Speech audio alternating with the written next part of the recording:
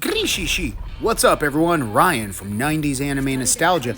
And with Kaiju No.8 anime coming out in 24, it's right around the corner, so we've got a lot of chapters to break down and very little time to do it in. So today, join me as I break down Chapter 13 of Kaiju No.8, and if you're interested in more of this series, make sure to go back to my page and check out the previous 12 videos I created. Y'all be good, be rad, and be weeby. So let's pitter-patter and get right at her, fam. So in the previous chapter, we're seeing Kafka, the lieutenant, and the rest of the squads heading out to meet the largest kaiju they've encountered yet at 150 meters wide. This is going to be the biggest test for Kafka up until this date, and let's see if he has what it takes to really join the Special Defense Force. So, just a little reminder, if you could give me a like and a follow, it means a lot, and share this video if it suits you, but it helps me grow. The lieutenant reminds everybody to be bold and astonish your seniors. The battle's officially begun. So it's also looking like the 3 months of training have really had an impact on Kafka and his force release. And quickly we're reminded that Kafka is only a 1% release, but the rest of the squads right now are having trouble finding the Kaiju's vitals. But Kokoro, being a beast that she is, just rushes into battle, laying waste to the Kaiju in front of him, impressing the rest of the squads. As Kafka tries to give Kokoro a little bit of atta-girl, we see the rest of the team having issues fighting off their Kaijus in their different zones.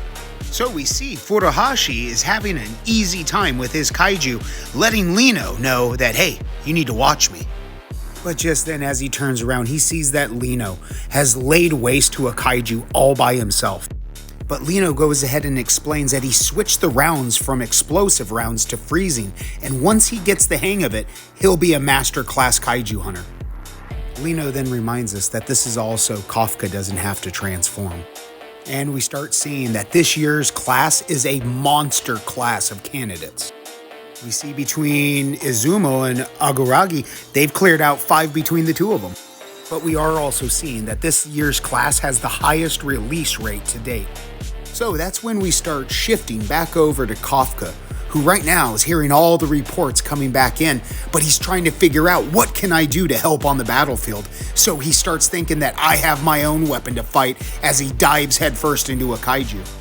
So Kafka starts ripping apart the monster, dissecting him, looking for this core. He recognizes at 1% it's even easier.